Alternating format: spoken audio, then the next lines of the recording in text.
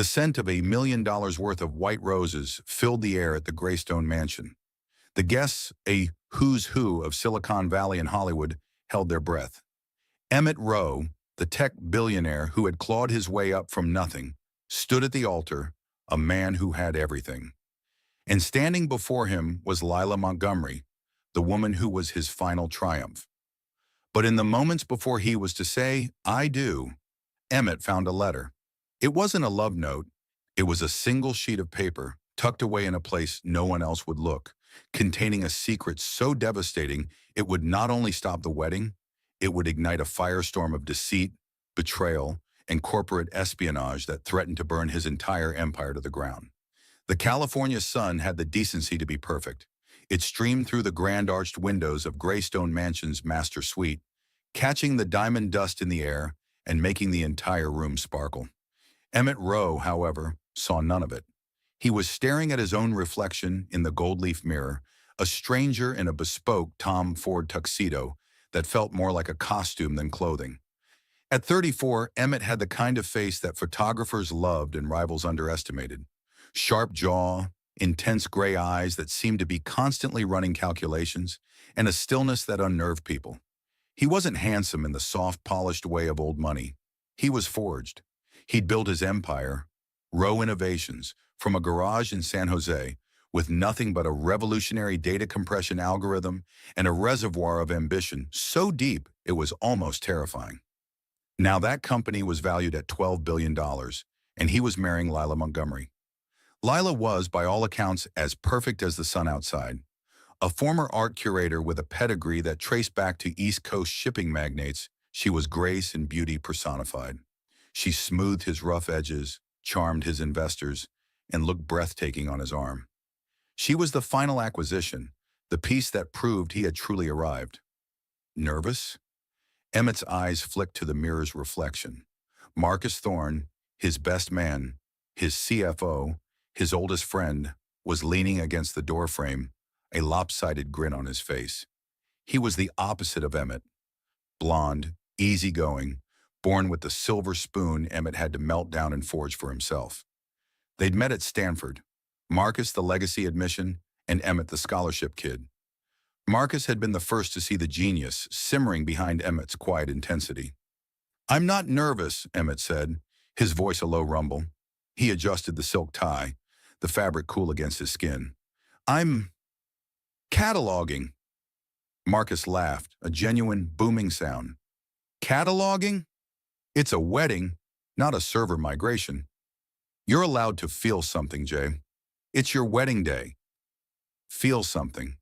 Emmett did feel something, a strange, hollow echo in the center of his chest. He'd told himself it was just the sheer scale of the event. 500 guests, a security detail that rivaled a presidential visit, a celebrity chef flown in from Paris, a prenuptial agreement that had taken 6 months and a team of lawyers to hammer out. Lilah had laughed it off. "It's just business, darling, to protect us both." She'd been so reasonable, so understanding.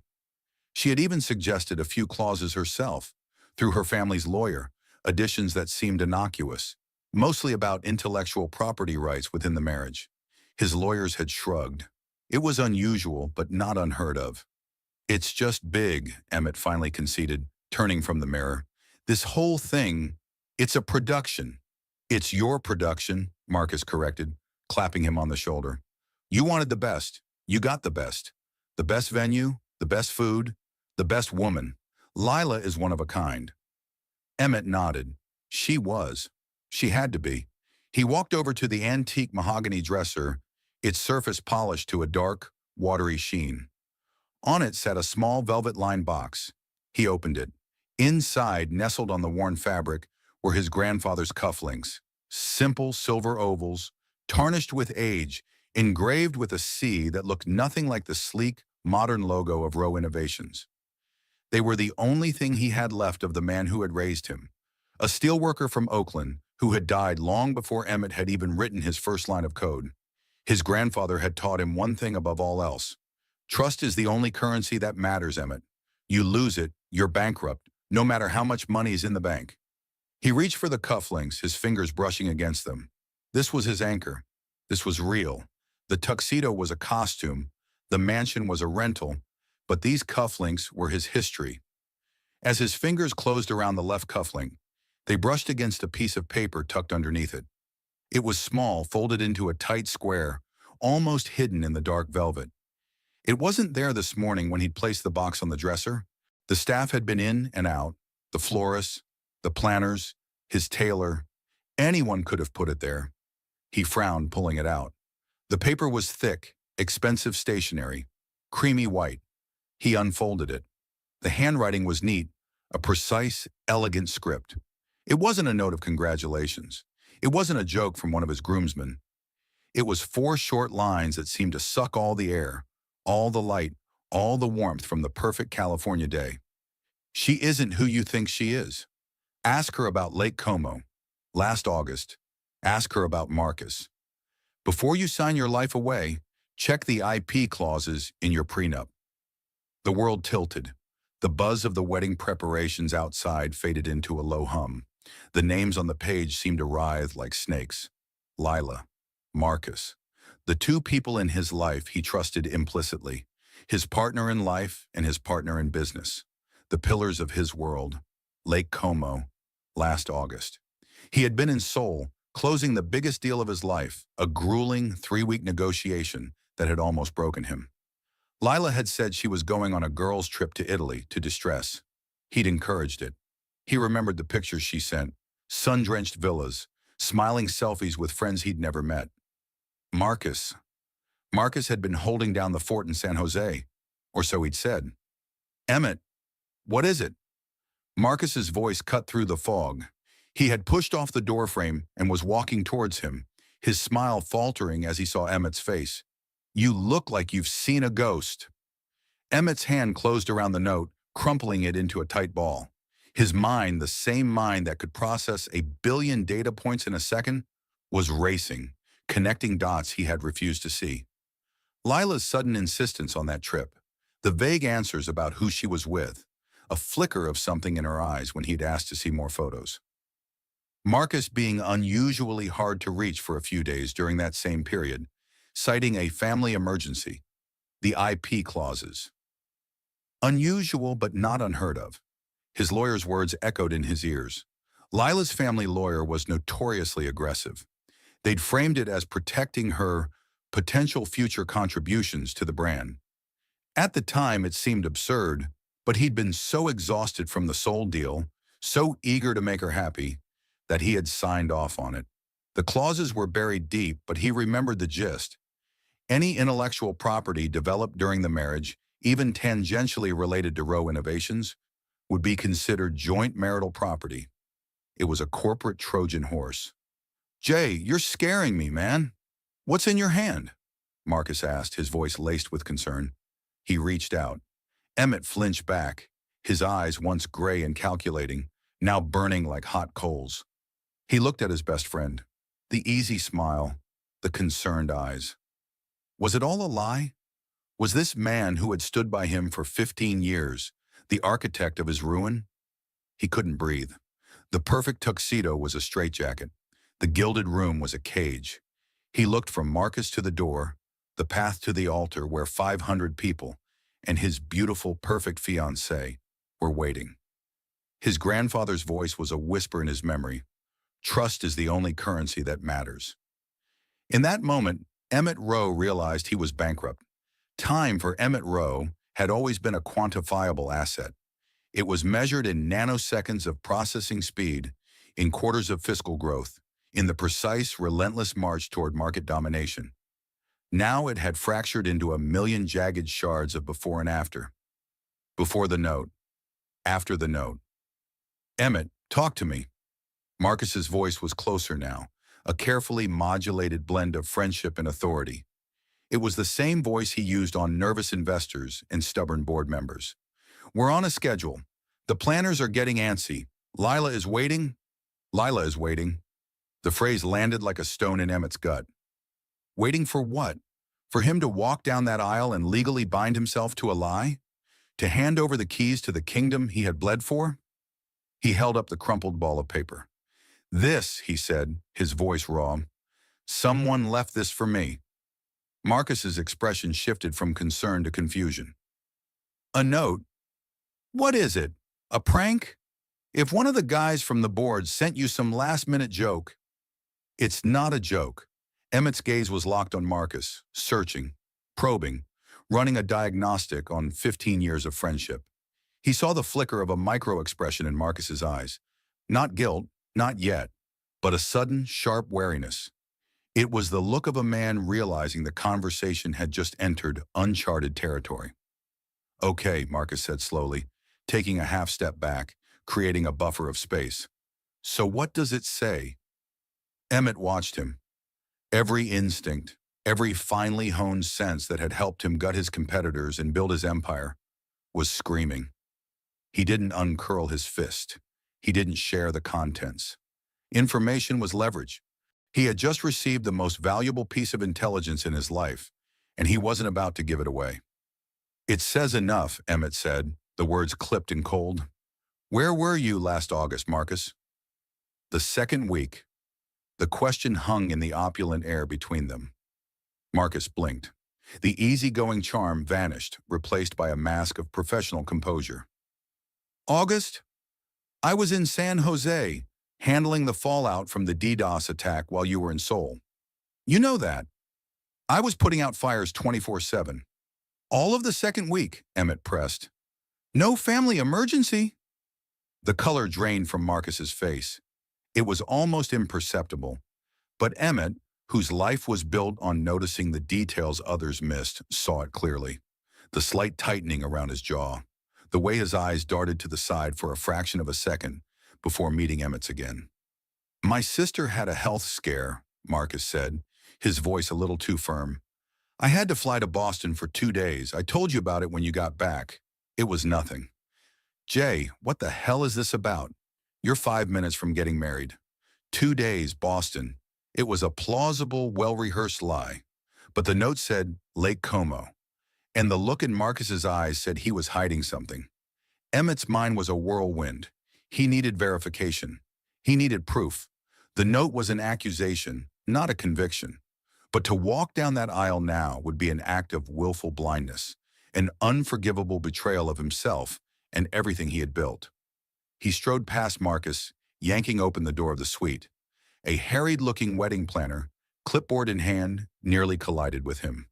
Mr. Rowe, it's time. The music is about to start, she chirped, her smile plastered on. Stop the music, Emmett commanded. The planner's smile faltered. I beg your pardon? You heard me. Stop everything. He didn't wait for a reply. He moved down the grand carpeted hallway, his long strides eating up the distance. He could hear Marcus calling his name behind him, a note of panic now coloring his voice. Emmett, wait. Let's just talk about this. Don't do anything rash. Guests were peeking out of doorways, their champagne flutes paused midair, sensing the shift in the atmosphere. The joyous hum had been replaced by a tense, confused silence. Emmett ignored them. He had a singular focus. Lilah. He found her in the bridal suite at the opposite end of the hall. The door was ajar, and the sound of her light, silvery laughter spilled out. He pushed it open. The scene was a tableau of bridal perfection. Lilah was a vision in a custom Vera Wang gown, a cascade of silk and lace that seemed to glow from within. Her dark hair was swept up in an elegant chignon, and diamonds glittered at her throat. She was surrounded by her bridesmaids, all cooing and fussing over her. She was looking at her reflection, and the smile on her face was one of pure, unadulterated triumph. Then she saw him in the mirror. The smile froze. The triumph in her eyes was instantly replaced by a carefully constructed mask of loving concern. Emmett, darling, it's bad luck to see the bride before the ceremony, she said, her voice like honey. Her bridesmaids scurried out of the room, sensing the storm clouds gathering. Emmett walked into the center of the room, stopping a few feet from her. He could smell her perfume, the same expensive scent she'd worn on their first date.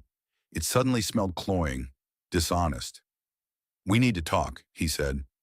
Now? She laughed, a brittle, nervous sound. Darling, we have our entire lives to talk. The guests are waiting. They can wait, he said, his voice flat. He raised the hand holding the crumpled note. I have a question for you, Lilah. A simple one. She tilted her head, a portrait of innocence. Anything. Lake Como, he said. Last August. Every ounce of color drained from her face. It was a more dramatic, more telling reaction than even Marcus had given. Her mask of perfection didn't just crack, it shattered. In her wide, terrified eyes, Emmett saw the truth. He didn't even need to ask the second question. He already knew the answer. She stammered, her hands clutching the priceless fabric of her dress. Lake Como? My trip with the girls. Who were you with, Lilah? He pressed, his voice dangerously quiet. What were their names? Show me the pictures, not the selfies, the ones with your friends. She had no answer. Her mouth opened and closed, but no sound came out. He saw the panic, the frantic search for a plausible lie, the dawning horror that the game was up. Behind him, Marcus appeared in the doorway, breathless. Emmett, for God's sake, this is insane. You're destroying your own wedding over some anonymous, malicious note. Emmett turned his head slowly, his gaze shifting from the crumbling bride to the panicked best man. The two of them, framed in the doorway, their lies exposed and hanging in the air between them. It was a grotesque parody of the life he thought he was building. He gave a short, harsh laugh. It was a terrible sound, full of broken trust and chilling clarity. My wedding? He said, his voice dripping with ice. There is no wedding. He looked back at Lilah, at the beautiful, perfect stranger in the white dress. He saw the tears welling in her eyes, but they didn't move him. They were just another part of the performance. It's over, he said, and with that, he turned his back on his bride, on his best friend, on the wreckage of their lives. He walked out of the room, past the stunned face of the wedding planner, down the grand hall lined with the shocked faces of his guests. He didn't run. He walked with the cold, deliberate purpose of a man who had just raised his own life to the ground to save its foundation. He walked out of the mansion into the perfect California sun and never looked back. The $1 million wedding was over before it had even begun. The silence Emmett left in his wake was more explosive than any shout. In the bridal suite, Lilah Montgomery finally crumpled, the structural integrity of her poise giving way. The Vera Wang gown, worth more than the average American's annual salary, pooled around her as she sank onto a velvet chaise lounge, her sobs ugly and real. They weren't the delicate, cinematic tears he was used to. They were the guttural sounds of a carefully constructed world imploding.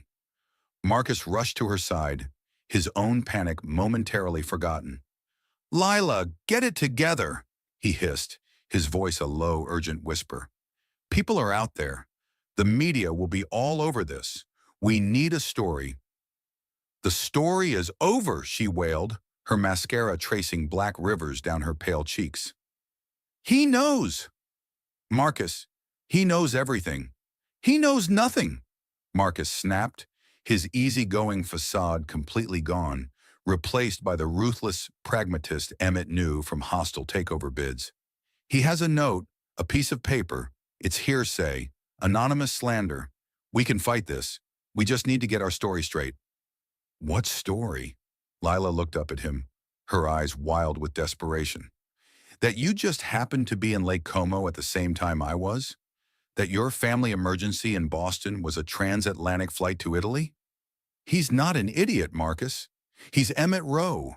He'll have our flight records, hotel receipts, and the DNA of the damn bed sheets before sunset. She was right. The thought sent a fresh wave of ice through Marcus's veins. Emmett wasn't just a rich man. He was a data-driven predator. His mind didn't work like other people's. He saw patterns, connections, and vulnerabilities. Right now, he would be seeing them everywhere. Downstairs, chaos was blooming. The wedding planner, a formidable woman named Genevieve, was attempting to maintain order, but it was like trying to dam a tsunami with a teaspoon. Her voice, strained and high-pitched, cut through the confused murmurs. Ladies and gentlemen, if I could have your attention, there appears to be a slight, unforeseen delay. Please enjoy the champagne and canapes. The ceremony will commence shortly. But the guests weren't buying it. The sight of the groom striding out of his own wedding without a word was an image that couldn't be unseen. Phones were already out.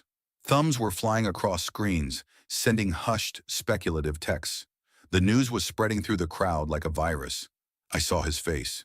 It was like thunder. Walked right past her mother without a glance. Did you see Lilah's bridesmaids? They looked terrified. The first to break rank was a reporter from a tech gossip blog, a piranha named Chloe Montgomery, no relation to Lilah, a fact she always found irritating, who had finagled an invitation. She slipped out a side door, her phone pressed to her ear, dictating the story that would break the internet within the hour. Headline: Billionaire groom Emmett Rowe bails on his own wedding. Get it up now. I have an inside source who says the bride is in hysterics. Something about the best man. Yes, Marcus Thorne. This is huge. Emmett, meanwhile, was already in the back of his waiting Maybach, the one meant for his triumphant departure with his new wife. Get me out of here, David, he said to his driver, his voice devoid of all emotion. To the reception, sir? The driver asked, confused. To the office, Emmett commanded, and get my lawyer on the phone. Now, and then get me Sarah Jenkins. Sarah Jenkins was the head of his personal security team, a former Mossad agent who could find a whisper in a hurricane. If anyone could verify the details of the note and uncover its source, it was her. As the car pulled away, shielded by tinted glass, Emmett finally uncurled his fist. He smoothed the crumpled note onto his knee. The neat, elegant script seemed to mock him. Who had written it? Who had access to his private suite, to his grandfather's cufflink box? Who knew about Lake Como, Marcus, and the prenup clauses? It was someone on the inside.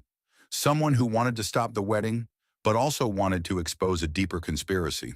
His mind, now free from the emotional shock, began to do what it did best: analyze, strategize, and plan a counterattack. The personal betrayal was a gaping wound, but the mention of the prenup meant this was also a corporate assault, an attack on Rowe Innovations itself. Lilah and Marcus hadn't just been planning an affair, they had been planning a heist, using the sacred vow of marriage as their weapon. The IP clauses were the key. If he had married her, any new patent, any new algorithm, any breakthrough conceived during their marriage could have been claimed as joint property in a subsequent divorce. A divorce that, he now realized, was likely planned from the very beginning. They would have bled him dry, legally and brilliantly. The betrayal was so profound, so multi-layered, it was almost a work of art. His phone buzzed. It was his lawyer, Daniel Levin. Emmett, what in God's name is going on? I'm getting calls from reporters, from the wedding planners. The wedding is off, Daniel, Emmett said calmly. I'm on my way to the office. I want you to file an emergency injunction against Marcus Thorne. Freeze his access to all company accounts, servers, and intellectual property, effective immediately. Cite gross misconduct and potential corporate espionage. There was a stunned silence on the other end of the line. Marcus? Emmett, are you sure? You need grounds for... I have grounds, Emmett cut in, his voice like steel. And get our litigation team ready. I want a full audit of every transaction Marcus has approved in the last 6 months. And I want to review my prenup with Lilah Montgomery, specifically the IP clauses her lawyer pushed for. He hung up, his instructions delivered. This was his world. Not the world of flowers and vows, but the world of strategy, leverage, and consequences. The pain was still there, a hot, agonizing core in his chest. But around it, the ice was forming. The cold, calculating fury that had made him a billionaire was taking over. He had been played. He, Emmett Rowe, the man who saw every angle, had been made a fool of. He had mistaken a predator for a partner. He had mistaken a viper for a friend. The wedding might be over, but the war had just begun. The Rowe Innovations headquarters in San Francisco was a monument to Emmett's mind, a sleek 20-story tower of black glass and steel that hummed with quiet, relentless efficiency. While the world was feasting on the salacious gossip of his aborted wedding, Emmett was in his element.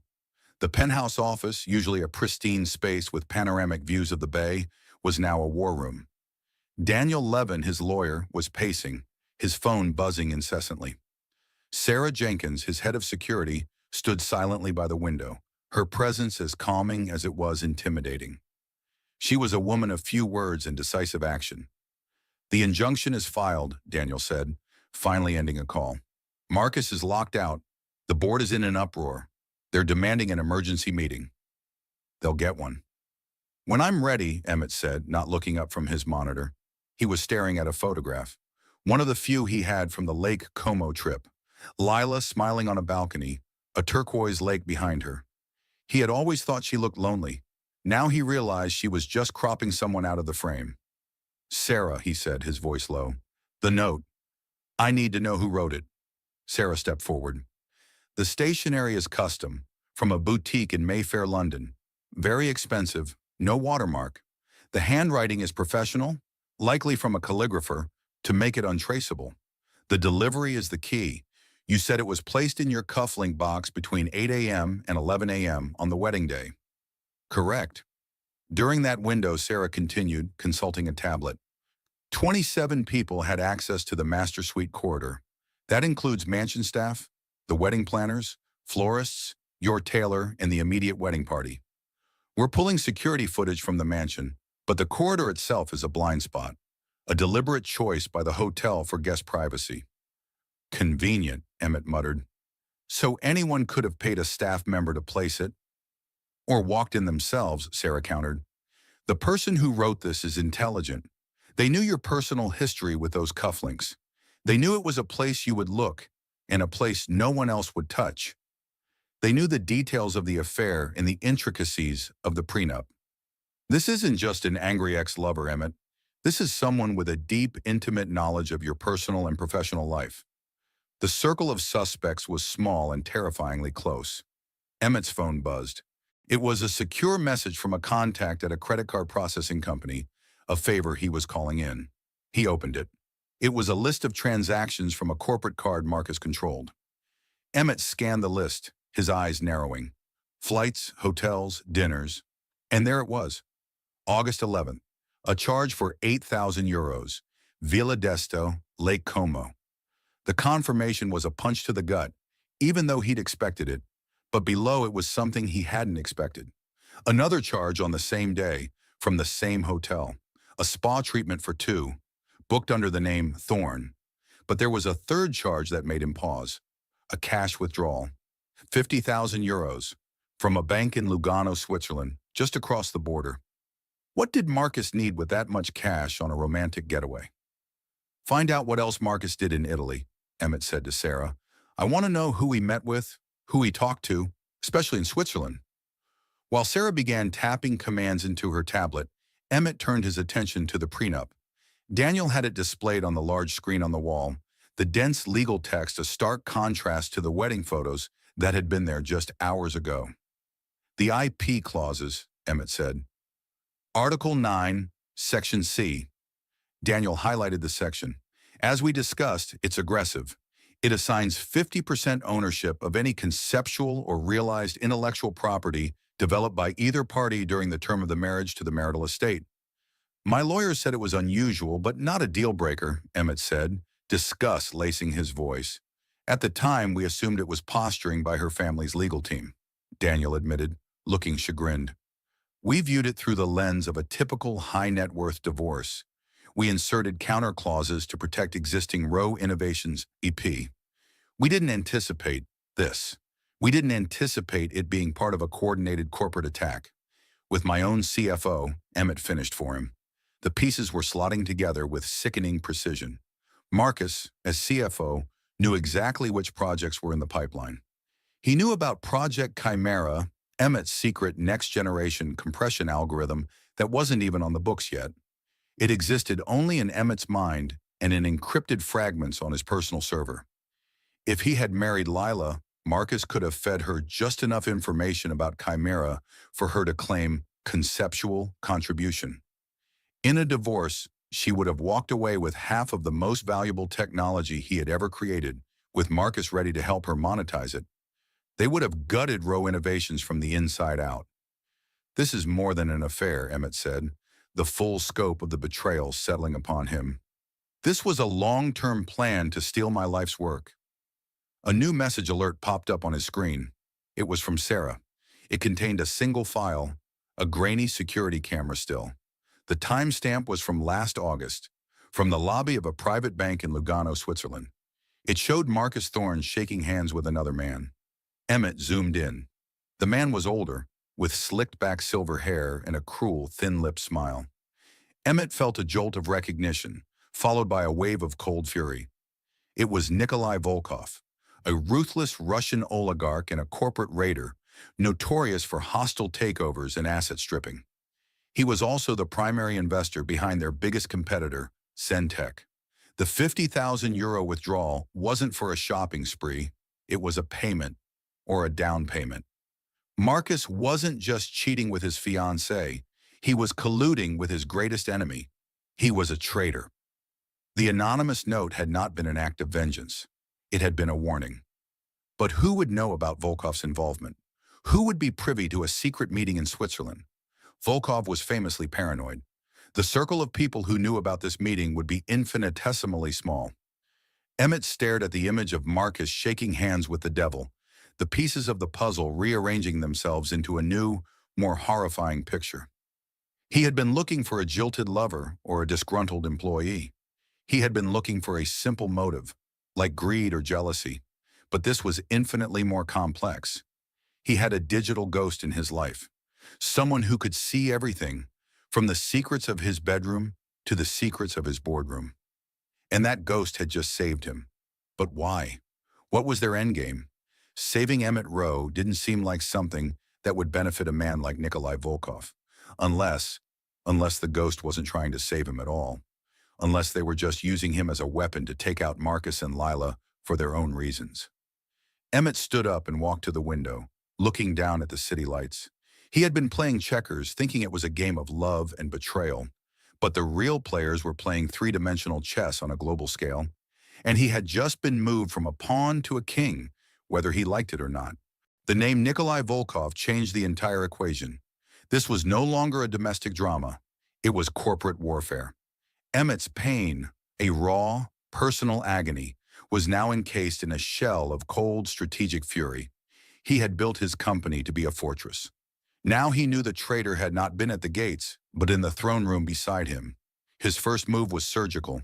Within an hour, a team of forensic accountants, led by Sarah Jenkins, descended upon Marcus Thorne's digital life.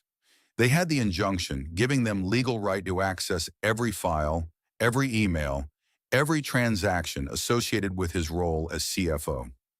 His second move was to go dark. He switched to a burner phone and had his Maybach swapped for a nondescript black sedan. The media was in a frenzy, camped outside his office, his home, and the now infamous Greystone Mansion. He refused to give them a single soundbite. He would not be the jilted groom. He would be the silent hunter. His third and most crucial move was to summon Lilah Montgomery, not to his office, not to his home. He sent a car for her, a simple Uber, not one of his fleet, with a message giving her an address in Sausalito. It was a small, unassuming law office, one he kept on retainer for discreet matters, miles away from the prying eyes of the press. He knew she would come. Her perfect life was in ashes, and her co-conspirator was incommunicado. She was cornered, and cornered people make mistakes. She arrived looking like a ghost of the bride she was meant to be. The couture dress was gone, replaced by simple black trousers and a silk blouse. Her face was pale and stripped of makeup, her eyes red-rimmed and swollen. She looked broken. Emmett felt a flicker of something, pity perhaps, or a memory of the woman he thought he loved, but he extinguished it. Sentiment was a liability he could no longer afford. They sat in a sterile conference room, a mahogany table between them. Daniel Levin sat beside Emmett, a silent, imposing presence. "No lawyers, Lilah?" Emmett began, his voice calm. She shook her head, clutching a leather handbag in her lap like a shield. "My family's lawyer, he's not answering my calls. I think you already got to him." "We simply reminded him of the legal definition of conspiracy to commit fraud," Daniel said smoothly. "He's chosen to protect his firm wisely." Lilah flinched. "What do you want, Emmett?" "I want the truth," he said, leaning forward. "All of it. Not the lies you tell the media, not the story you and Marcus concocted. The real story. You do this, and you might walk away from this with something more than a lawsuit that will bankrupt your family for generations. You lie to me, Lilah, and I will spend the next 10 years of my life making sure you become a cautionary tale." Her composure finally broke. Tears streamed down her face. "I never wanted to hurt you," she whispered. "You wanted to gut me," he countered, his voice like ice. "You wanted to take my company, my future, my life's work. So let's skip the apologies and get to the facts. It started with Marcus, didn't it?" She nodded, wiping her eyes with the back of her hand. "Yes, a long time ago. Before you and I were even serious. It was a mistake, a one-time thing, but he never let me forget it. Blackmail, the oldest play in the book." "He held it over you," Emmett stated. "He was my friend," she sobbed. "And then he was a monster. When you and I got engaged, he saw his opportunity. He said we were perfect, that we could do it together. He said you were ruthless, that you'd discard me eventually anyway, and that this was my only way to secure my future. My family, we lost everything in the 2008 crash. Marcus knew that. He preyed on it. The picture was becoming clearer. Lilah wasn't the mastermind. She was the tool, a deeply flawed, willing, but ultimately disposable tool. And the prenup, Emmett pressed? The IP clauses? They were Marcus's idea, she confessed, her voice barely a whisper. He drafted them with my lawyer. He said they were standard for a tech marriage to protect my intellectual contributions. He coached me on how to present them to you. He knew you'd be exhausted from the Seoul trip. He knew you wanted to keep me happy. He planned the timing perfectly. And Lake Como? She winced, the name a fresh wound. He said we had to meet someone, a final investor for our plan. He said it had to be out of the country, somewhere discreet. Nikolai Volkov, Emmett said. The name dropped into the room like a block of granite. Lilah's head shot up, her eyes wide with genuine shock and fear. How do you know that name? He's the man you met in Switzerland, isn't he? She began to tremble. Yes. Marcus took me to a bank across the border. This man, he was terrifying. He didn't speak to me. He just looked at me like I was an asset he was purchasing. He and Marcus talked in Russian. Then Marcus came back with a briefcase full of money. He said it was seed capital for our new life. This was the twist Emmett hadn't anticipated. Volkov wasn't just an investor in their scheme. He was an active participant, but it still didn't make sense. Why would Volkov, who wanted to destroy Rowe Innovations, sanction a plan and then send a note to blow it up? One last question, Lilah, Emmett said, his eyes boring into hers. The note, the one that was left in my room. Did you write it? She looked genuinely bewildered. The note? No, I thought you found out some other way. I thought one of my bridesmaids talked. I never saw any note. He believed her. Her terror was too real, her confusion too authentic. She was an accomplice, but she wasn't the ghost. The ghost was still out there, playing a different game entirely. Then who, he murmured, more to himself than to her. Who else knew everything? Suddenly a thought struck him, a loose thread he hadn't pulled. The calligrapher. The note was written by a professional to be untraceable, but a professional is still a person who gets paid. He looked at Sarah Jenkins, who had just entered the room and was standing by the door. Sarah, he said, a new urgency in his voice, the payment to the calligrapher. We assumed it was cash. What if it wasn't? What if our ghost made a mistake? Sarah nodded, already on her tablet, pulling every low-value transaction from all known accounts associated with Volkov, Zentech, and Marcus Thorne for the last month. Looking for payments to graphic artists, stationers, calligraphers. They waited in silence, the only sound the soft tapping of Sarah's fingers on the screen. Lilah sat frozen, a spectator to the unraveling of a conspiracy far deeper than she had ever imagined. Then Sarah's fingers stopped. I have it, she said, her voice tight. A payment for £500, made 3 weeks ago, from a shell corporation. But the shell is funded by a single source. Who? Emmett demanded. Sarah looked up from the tablet, her expression grim. The Marcus Thorne Family Trust. Emmett stared at her, confused. Marcus? Marcus paid to have a note written that would expose his own plan? That makes no sense. The payment wasn't authorized by Marcus, Sarah said, swiping on the screen. The trust requires two signatories for any non-investment expenditure. The payment was authorized by the second signatory, his sister, Marcus's sister, the family emergency in Boston. The alibi. What's her name? Emmett asked. Lillian Thorne, Sarah replied. And according to this, she's not in Boston. She's a lead engineer at Zentech, Volkov's company. The air left the room. It wasn't Marcus and Lilah versus Emmett. It wasn't even Volkov using Marcus to get to Emmett. It was something else. A tangled, venomous knot of family loyalty, corporate espionage, and betrayal. The ghost had a name, and she was a traitor's sister. Lillian Thorne. The name echoed in the silence of the war room. It was the master key, the missing variable that made the entire insane equation balance. Emmett felt a strange sense of vertigo.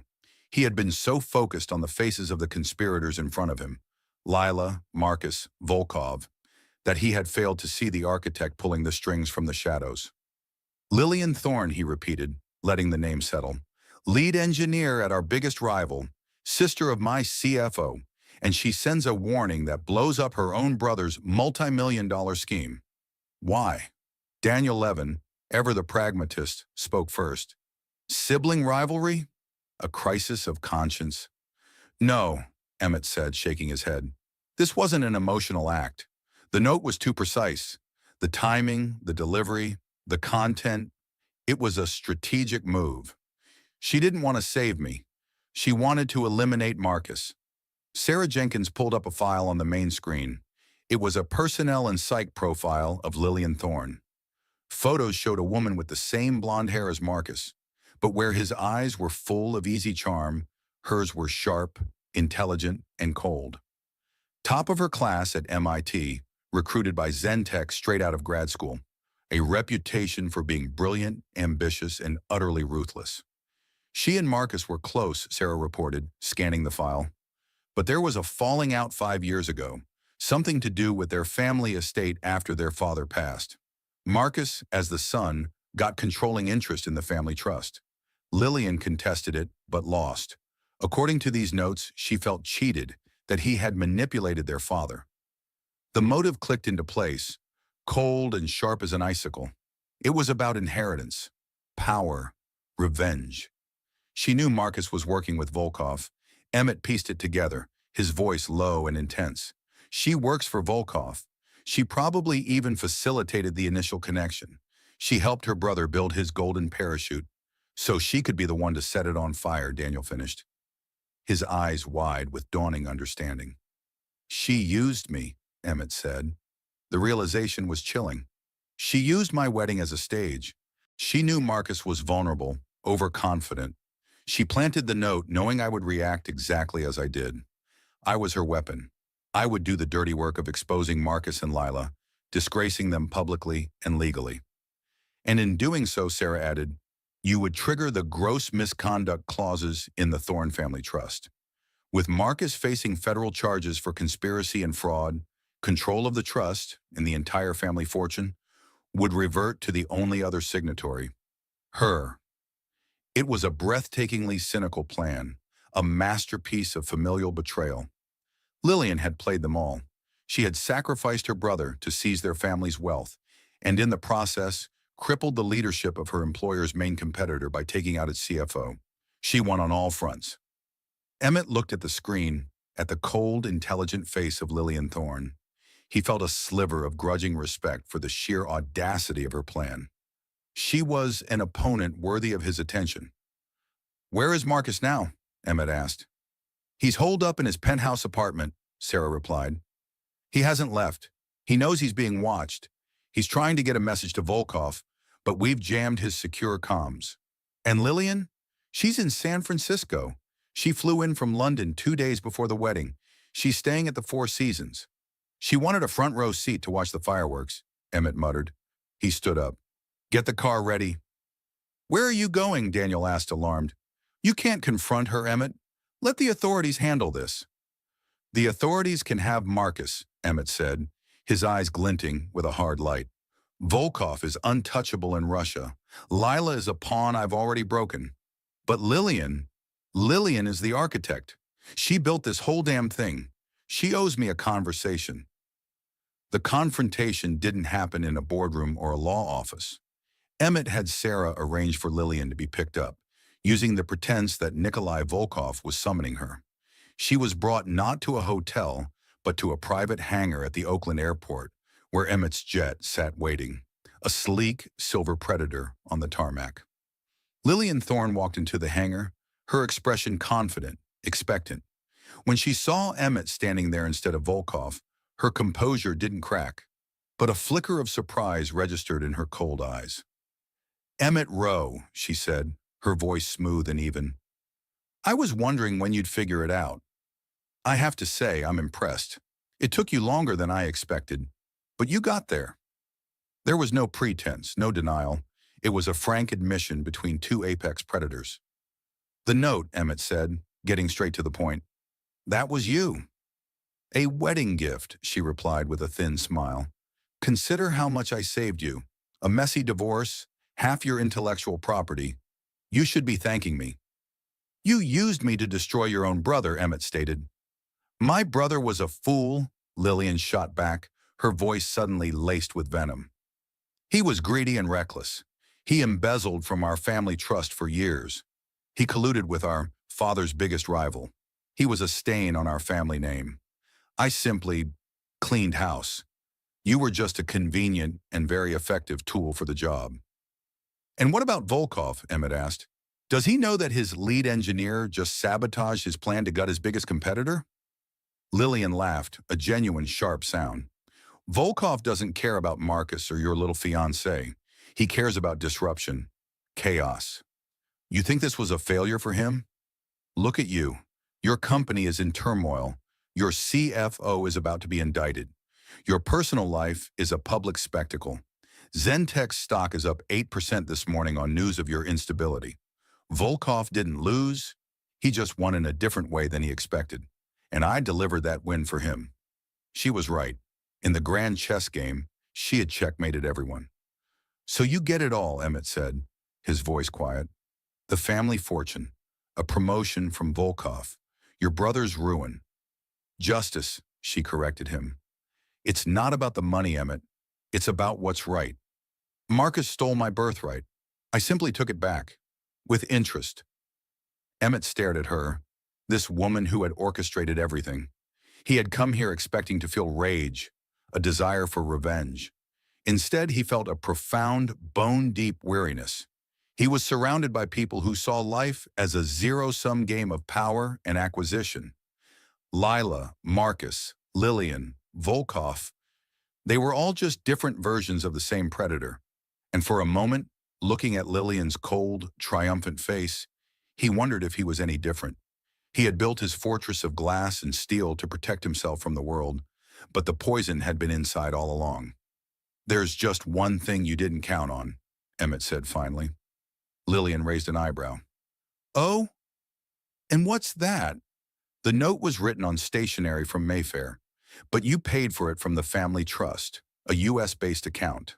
That's wire fraud. And since you used that act to manipulate the stock market in Zentech's favor, that's securities fraud too. You may have outplayed your brother, Lillian, but I'm not your brother." He gestured to the shadows of the hangar. Two FBI agents stepped forward. Lillian's smile finally vanished. The color drained from her face as she looked from the agents to Emmett. The supreme confidence in her eyes was replaced by the one thing she had not anticipated: defeat. She had planned for everything except the one man who was as ruthless and meticulous as she was. The arrests of Marcus and Lillian Thorne sent shockwaves through the financial and tech worlds, eclipsing the gossip of the failed wedding. The story became a sprawling epic of corporate espionage and familial betrayal. Marcus, faced with a mountain of evidence and Lilah's full confession, was swiftly convicted and sentenced to 15 years in prison, losing the freedom and fortune he had schemed to protect. Lillian's fight was fiercer, backed by Zentech's legal army, but Emmett's meticulous case prevailed. She was convicted of fraud, receiving a 5-year sentence and losing control of the family trust she'd murdered her relationship with her brother for. Her grand victory had turned to ash. Lilah Montgomery, by cooperating fully, avoided prosecution. Emmett, in a final, quiet act, ensured her family's debts were settled. It wasn't forgiveness, but severance, cutting the last tie. She disappeared from the public eye, a cautionary tale whispered at cocktail parties.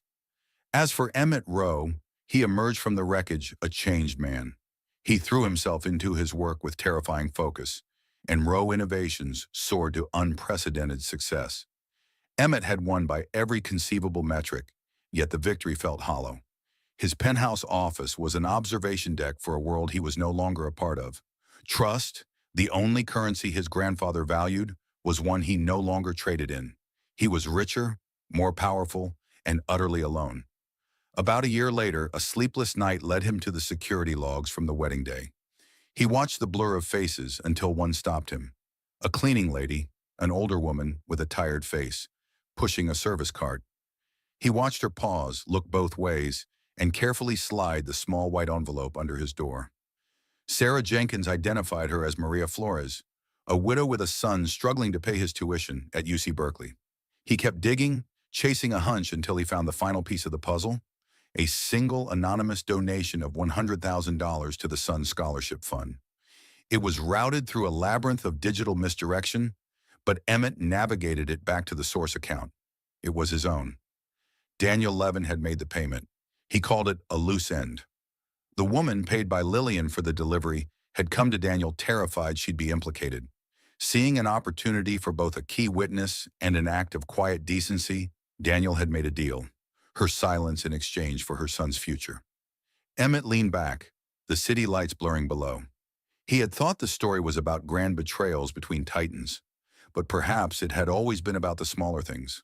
A son's future, a lawyer's compassion, a grandfather's wisdom. For the first time in a year, the ice around his heart seemed to thaw. He picked up his phone and called Daniel. "The Maria Flores file," Emmett said simply. "I know." There was a long pause. "It was the right thing to do," Daniel said finally. "I know," Emmett repeated. "The fortress didn't need to come down, but perhaps it was time to build a gate." In the end, it wasn't a story about a wedding. It was a story about value. The value of a company, the value of a promise, and the impossible price of trust. Emmett Rowe won his war, but the victory came at the cost of his own heart, leaving him isolated in the very empire he fought so hard to protect. It's a chilling reminder that the deepest betrayals often come from those standing closest to us, and the most intricate traps are the ones we willingly walk into. What do you think? Was Lillian Thorne a monster or a master strategist? Who was the real victim in this story? Let us know your thoughts in the comments below. If this story of shattered trust and shocking revelations kept you on the edge of your seat, please hit that like button, share it with someone who loves a good drama, and make sure you subscribe to our channel for more true stories that are stranger than fiction. Click the notification bell so you never miss an update.